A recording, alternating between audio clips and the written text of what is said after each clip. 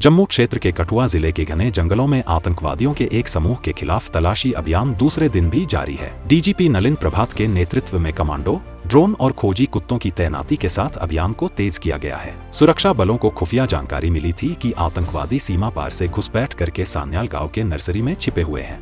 अभियान के दौरान आतंकवादियों ने सुरक्षा बलों पर भारी गोलीबारी की, जिसके बाद क्षेत्र में भीषण मुठभेड़ हुई। अब तक अभियान में सहायता के लिए अतिरिक्त बल भेजे गए हैं और आतंकवादियों की धरपकड़ के लिए तलाशी जारी है। जम्मू कश्मीर के मुख्यमंत्री उमर अब्दुल्ला ने कहा कि आतंकवाद को समाप्त करने के लिए लोगों का सहयोग बेहद जरूरी है। उन्होंने कहा कि उनकी सरकार केंद्रीय गृह मंत्रालय के साथ मिलकर सुरक्षा स्थिति को शांतिपूर्ण बनाए रखने का प्रयास कर रही है। विधानसभा के बाहर संवाददाताओं से बातचीत करते हुए मुख्यमंत्री ने बताया कि आतंकवाद को केवल सरकारी प्रयासों से समाप्त नहीं किया जा सकता, इसके लिए लोगों की भागीदारी भी अहम है।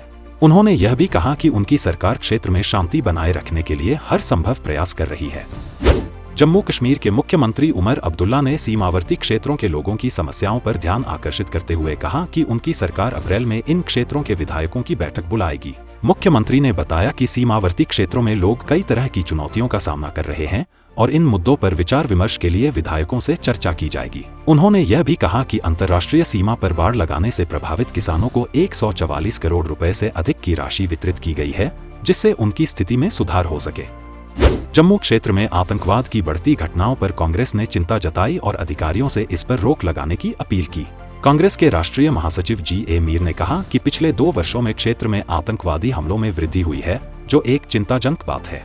उन्होंने कहा कि राजौरी, पुंछ, कठुआ, डोडा और किश्तवाड़ जिलों में आतंकवादी घटनाओं में बढ़ोतरी देखने को मिली है। मीर ने आरोप लगाया कि पड़ोसी देश इन सुरक्षा खामियों का फायदा उठा रहा है और उन्होंने सुरक्षा व्यवस्था की गहन जांच की मांग की।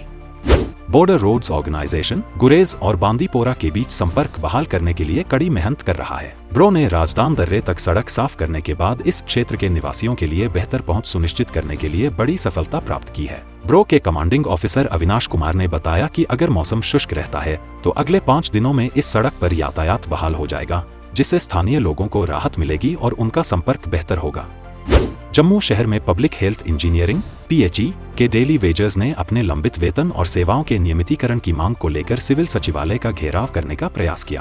प्रदर्शनकारी महीनों से वेतन न मिलने और अपनी मांगों को पूरा नहीं किए जाने से नाराज थे। जब प्रदर्शनकारी सुरक्षा बैरिकेड्स तोड़ने की कोशिश कर रहे थे, पुलिस ने हल्का लाठीचार्ज किया। यूनियन नेताओं ने चेतावनी दी है कि यदि उनकी मांगें जल्द पूरी नहीं हुई तो वे और तीव्र विरोध प्रदर्शन करेंगे। गंदेरबल जिले में आंगनवाड़ी कार्यकर्ताओं और सहायिकाओं ने अपने वेतन में वृद्धि और सेवाओं के नियमितीकरण की मांग को लेकर विरोध प्रदर्शन किया। कार्यकर्ताओं ने अपनी लंबित मांगों को उजागर करते हुए नारे लगाए और अपनी कठिनाइयों के बारे में बताया।